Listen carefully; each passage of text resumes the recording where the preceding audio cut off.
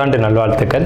அதாவது நம்ம தமிழர்கள் தமிழ் புத்தாண்டை தான் நம்ம வந்து விசேஷமாக கொண்டாடணும் அப்படின்ற ஒரு அமைப்பில் வந்துட்டு இந்த தமிழ் புத்தாண்டு அப்படிங்கிறது வரக்கூடிய ஏப்ரல் 14 தொடங்க இருக்குது. நம்மளுடைய தமிழர்களுடைய ஒரு பண்பாட்டில், நம்மளுடைய கணித முறைகளில், நம்மளுடைய சாஸ்திர முறைகளில் முன்னோர்கள் வகுத்து கொடுத்தது எது அப்படின்னு கேட்டிங்கன்னா சித்திரை 1 தான் நமக்கு தமிழ் புத்தாண்டு.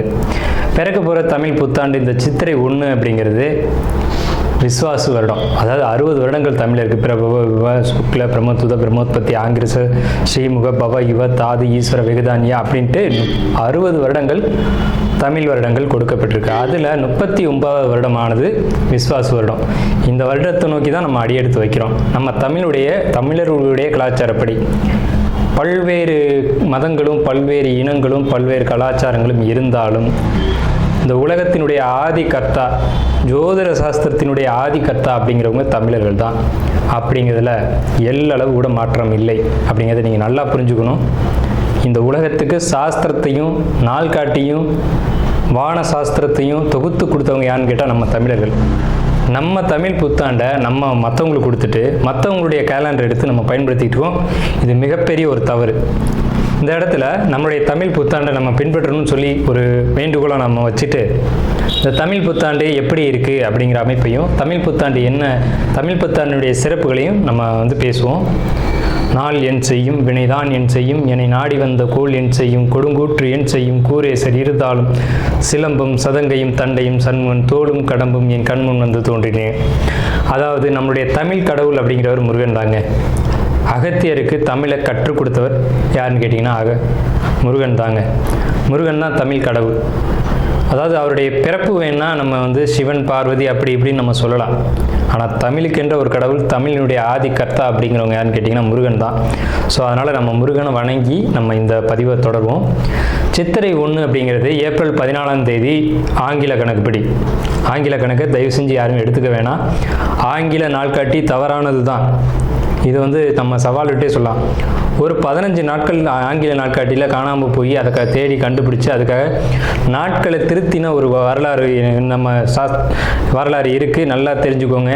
இன்னையிலேருந்து இன்னும் நூற்றுக்கணக்கான வருடங்களுக்கு கிரகணத்தை ஆதி காலத்திலே குறித்து வச்சுருக்காங்க நம்ம முன்னோர்கள். ஸோ அப்படிப்பட்ட நம்மளுடைய தமிழ் வருடப்பிறப்பான விஸ்வாச வருடப்பிறப்பு எப்படி நடக்குது அப்படின்னு பார்த்தீங்கன்னா, திங்கட்கிழமை அன்னைக்கு பிரதமை திதியில் சுவாதி நட்சத்திரத்தில் வஜ்ரம் நாமயோகத்தில் கௌளவ கரணத்தில் பிறக்க இருக்குது. இந்த சித்திரை 1 தாங்க கேரளாவில் ஐயப்பனுக்கு நடை திறப்பு முதல்ல நடக்கக்கூடிய நாள் அப்படின்னா சித்திரை விசு அப்படின்னு சொல்லுவாங்க. விசு அப்படின்னா சமப்படுத்துதல் அப்படின்னு பேர். சித்திரை விசு அப்படிங்கிறத கேரளாவில் விசேஷமாக கொண்டாடுறாங்க. ஏன்னா நம்மகிட்டேருந்து பிழிஞ்சு போன ஒரு மொழி வந்து மலையாளம் அப்படிங்கிறது. சரி, விஸ்வாசு வருடத்துக்கு நம்ம முன்னோர்கள் என்ன விளக்கம் கொடுத்துருக்காங்க அப்படின்னா, விஸ்வாசு அப்படின்ற சொல் வந்துட்டு நேர்மை, நீதி, செல்வம் அப்படின்னு உயர்ந்த ஒரு அர்த்தத்தை வச்சுருக்காங்க. நம்முடைய தமிழ் மொழிக்கு நம்ம தமிழ்லேயே அர்த்தங்கள் தேட வேண்டிய ஒரு காலகட்டம் வந்தாச்சு. சரி, இந்த விஸ்வாசு வருடம் அப்படிங்கிறது நேர்மை, நீதி, செல்வம் அப்படிங்கிற ஒரு அர்த்தத்தில் வருது இந்த சொல் அப்படிங்கிறது. இந்த விஸ்வாசு வருடத்துக்கு உண்டான பலன்களாக நம்ம முன்னோர்கள் என்ன சொல்லியிருக்காங்க அப்படின்னு பார்த்தீங்கன்னா, விஸ்வாசு வருடம் தன்னில் வேளாண்மை ஏறும், பசுமாடும் மாடும் பழிக்கும், சிசு நாசம், மறையோர்கள் வாழ்வார்கள், மாதவங்கள் மீறுமே, மற்றுலகில் உண்டு மலை அப்படின்னு சொல்லியிருக்காங்க. மற்றுலகில் உண்டு மலை அப்படின்னு முடிக்கிறாங்க. இதனுடைய அர்த்தம் என்னன்னு கேட்டிங்கன்னா, இந்த வருடம் விஸ்வாசு வருடம் அப்படிங்கிறது ஒவ்வொரு 60 வருடங்களுக்கு ஒரு முறை 39 ஆண்டாக பிறக்கக்கூடிய இந்த விஸ்வாசு வருடமானது வருகின்ற காலகட்டத்தில் எல்லாம் வேளாண்மை உயரும் அப்படின்னு சொல்லியிருக்காங்க. மாடும் பழிக்கும் அப்படின்னா நம்மளுடைய பசுமாடுகள் அப்படிங்கிறது நல்ல ஒரு முன்னேற்றத்தை அடையும். மாடு ஆடுகளுக்கு ஒரு நல்ல தீவனங்கள் கிடைத்து அதுவும் நல்ல செழித்து வரும். ஆதி காலத்தில் வந்து மாடை தான் செல்வமாக குறிப்பிட்டிருக்காங்க. இன்றைக்கி வந்து பணம் அப்படின்ற ரூபாய் தாள்களை நம்ம வந்து பணமாக குறிப்பிட்றோம். ஒரு முன்னோர்கள்லாம் வந்து மாடு எவ்வளோ இருக்குது, மாட்டினுடைய அந்த குப்பை வந்து வேஸ்ட்டெல்லாம் எங்கே ஒரு மனிதன் வந்து எங்கே சேகரிக்கிறானோ அதை போய் முதல்ல பார்ப்பாங்கங்க. அதை வச்சு தான் அவனுடைய செல்வம் என்னன்றதை குறிப்பிட்டு பொண்ணு கொடுக்குறதா இருக்கட்டும், பொண்ணு எடுக்கிறதா இருக்கட்டும், இதெல்லாம் நம்முடைய மரபில் இருந்து வந்த ஒரு விஷயம். ஸோ அப்போ இத்தனை மாடுகள் இருந்தால் தான் அவன் செல்வந்தன் அப்படின்ற ஒரு கான்செப்ட் வந்து முன்னோர்கள் நமக்கு காமிச்சிருக்காங்க. அப்படிப்பட்ட பசுமாடுகள் மாடும் பழிக்கும் அப்படின்ற ஒரு வார்த்தையை வந்து அங்கே குறிப்பிட்டிருக்காங்க. சிசு நாசம் அப்படின்ற வார்த்தையை சொல்கிறாங்க. மறையோர்கள் வாழ்வார்கள். மறையோர்கள்னால் யாருன்னு கேட்டிங்கன்னா சமுதாயத்தில் முக்கியமாக இருக்கக்கூடிய பெரியவங்க, மற்றவங்களுக்கு வழிகாட்டக்கூடியவங்க வாழ்வாங்க அப்படின்ற சொல்லியிருக்காங்க. மாதவங்கள் மீறுமே அப்படின்ற ஒரு வார்த்தையும் வருது. மாதவங்கள் மீறும் அப்படின்னா ஒழுக்கக்கேடான செயல்பாடுகளில் மனிதர்கள் நடக்க வேண்டிய காலகட்டங்கள் வரும். ஒழுக்கக்கேடுனா என்னங்க? இந்த விரல் தான் ஒழுக்கக்கேடு, இந்த ஒற்றை விரல் தான். இந்த விரலை வச்சு தான் நம்ம பட்டனை அமுக்கிறோம், காசு வாங்கிட்டு அமுக்கிறோம். இதுதான் மாதவங்கள் மீறுமே அப்படின்றது. ஸோ அந்த மாதிரிலாம் இல்லாமல் மனசாட்சிக்கு துரோகம் செய்யாமல் யார் நீதி பரிபாலனம் செய்வாங்க அப்படின்றத தெரிஞ்சு சரியான வாக்களித்து நல்ல தலைவனை தேர்ந்தெடுக்க வேண்டிய காலகட்டங்கள் அப்படிங்கிறத இங்கே மறைமுகமாக இந்த விசுவாச வருடத்தினுடைய வெண்பா பாடல் அப்படிங்கிறது நமக்கு சுட்டி காட்டுது. இந்த சித்திரை வருட பிறப்பானது மகர லக்னம்னு சொல்லக்கூடிய சர லக்னங்களில் விழுகுது. எப்படின்னு கேட்பீங்க? தமிழனுடைய கணக்குப்படி சூரியன் எப்போது கிழக்கு வானில் உதிக்கிறதோ அதுதான் லக்னம். ஸோ சித்திரை மாதம் 1ஆம் தேதியானது உதிக்கக்கூடிய நேரம் அப்படிங்கிறது கிழக்கு வானத்தில் சூரியன் உதிக்கக்கூடிய அந்த டைம் அப்படிங்கிறது 2:22 அதிகாலை மணி 2:22க்கே சூரியன் கிழக்கு வானத்தில் உதிச்சிடறாரு. அப்போ அது லக்னமாக போட்டுக்கணும், இந்த வருடத்தினுடைய பிறப்பு லக்னமாக போட்டுக்கணும். ஸோ அப்படி நம்ம போடும்போது மகர லக்னம் சர லக்னத்தில் விழுகுது. முன்னோர்கள் சித்திரை 1ஆம் தேதி அப்படிங்கிறத கண்டறிஞ்சு அந்த 1ஆம் தேதி தொடங்கக்கூடிய லக்னத்தை கண்டறிஞ்சு அதுக்கான பலன்களை பஞ்சாங்கங்களில் எழுத ஆரம்பிச்சிருக்காங்க. ஸோ அதன் அடிப்படையில் சர லக்னமான மகர லக்னத்தில் இந்த புத்தாண்டு அப்படிங்கிறது பிறகுது. இது ஒரு விசேஷமான ஒரு விஷயந்தான். ஏன் அப்படின்னு கேட்டிங்கன்னா, அந்த மகர லக்னத்துக்கு அதிபதியான சனி பகவான் ஒரு பலமான ஒரு நிலையில் வருடப்பிறப்பின் போது இருப்பாங்க அப்படிங்கிற ஒரு விசேஷமான ஒரு அமைப்பில் இந்த வருடப்பிறப்பு அப்படிங்கிறது விஸ்வாச வருடம் பிறக்கின்றது. ஸோ இந்த விஸ்வாச வருடம் பிறக்கும் போதே நமக்கு ஒரு நல்ல செய்தி கிடைச்சாச்சு, இந்த வருடம் நன்றாக இருக்க போகுது அப்படிங்கிற ஒரு விஷயம். சரி, இதை சித்திரை மாதம் தான் நீங்கள் தமிழருடைய கலாச்சாரம் அப்படின்னு சொல்றீங்களே, இதுக்கு ஏதாவது ஆதாரம் இருக்கா அப்படின்னு கேட்டிங்கன்னா கண்டிப்பாக இருக்கிறது. புறநானூறு அப்படின்ற ஒரு தமிழ் இலக்கியம் இருக்குது. அதில் போய் தேடி பார்த்தீங்க அப்படின்னா தலைநாள் பூத்த பொன் இணர் வேங்கை அப்படின்ற சொல்லும், கனிவேங்கை நன்னாளே நாடி மலர்தலால் அப்படின்ற வார்த்தை வரும். அதாவது சித்திரை மாதத்தில் பூக்கள் அதிகமாக பூத்து குலுங்கும். அதனால தலைநாள் அப்படின்ற சொல்ல யூஸ் பண்ணுறாங்க. தலைநாள்னா முதல் மாதம் அப்படின்னு, தலை மாதம் கடை மாதம் அப்படின்னு பிரிக்கிறாங்க. கனிவேங்கை நாடி மலர்தலால், கனிவேங்கை நல்லான் நாடி மலர்தலால், அந்த பூக்கள் பூக்கிறதுனால அந்த கனிவேங்கை மாதம் அப்படிங்கிறதையும் தலைநாள் பூத்த பொன் இணர் வேங்கை அப்படின்ற சொல்லும் புறநானூறு அப்படின்ற இலக்கியத்தில் தமிழ் மாதம் முதல் மாதம் சித்திரை மாதம்ன்ற குறிப்பீடு அங்கே இருக்குது. சரிங்களா? வண்ண மலர்கள் பூத்து குலுங்கக்கூடிய ஒரு பொன்னான மலர்கள், பொன் போன்ற மலர்கள். இன்றைக்கும் கேரளாவில் ஒரு மஞ்சள் நிறத்தில் தங்க நிறத்தில் பூக்கக்கூடிய பூக்களை பறித்து அவங்க விசேஷத்துக்கு சித்திரை 1 அன்னைக்கு கொண்டாடுறாங்க. அவங்க தமிழ் பண்பாடை பின்பற்றுறாங்க அப்படின்றத இதை நீங்கள் தெரிஞ்சுக்கலாம். சரிங்களா? இப்போ இந்த சித்திரைக்கு அதிதேவதை யாருன்னு கேட்டிங்கன்னா மகாவிஷ்ணு. மகாவிஷ்ணு தான் காக்கக்கூடிய கடவுள் அப்படின்னு சொல்கிறாங்க. மகாவிஷ்ணு எங்கும் நிறைந்தவர் அப்படின்னு சொல்கிறாங்க. சரிங்க சார், சித்திரை மாதம் விசேஷங்களை கொண்டாடலாமா அப்படின்ற ஒரு கேள்வி வரும்.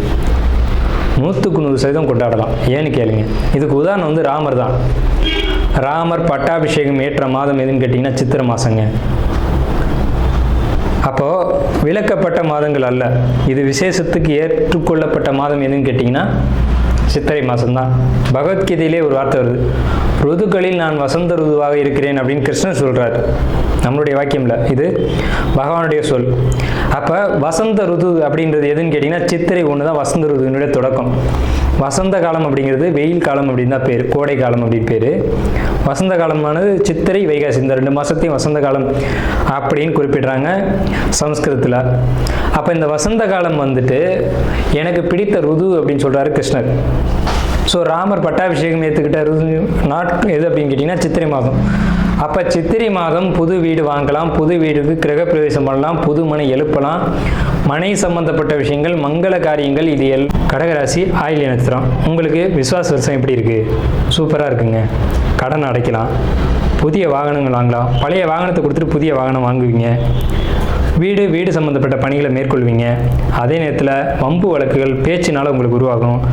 கடன் கிடைக்கும், கடனை வாங்குங்க, கடனை மிஸ் பண்ணாதீங்க. குடும்பத்துக்குள்ளே கணவன் மனைவி ஒற்றுமை அப்படிங்கிறது ரொம்ப சூப்பராக வரும். இதனால் வரைக்கும் கடிச்சு குதறிட்டு இருந்திருப்பீங்க, இனி நல்ல ஒரு பாண்டிங் கிடைக்கும். கணவன் மனைவி விட்டு கொடுத்து போங்க, நல்லா இருக்கு. கடகராசி அப்படிங்கிறது தாய் அப்படின்னு தான் சொல்லணும்.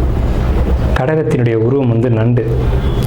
நண்டு என்ன செய்யும்னு பார்த்தீங்கன்னா தாய்மையினுடைய உச்சபட்சமான ஒரு உயிரினம் தான் இந்த கடகம் அப்படி சொல்லக்கூடிய நண்டு.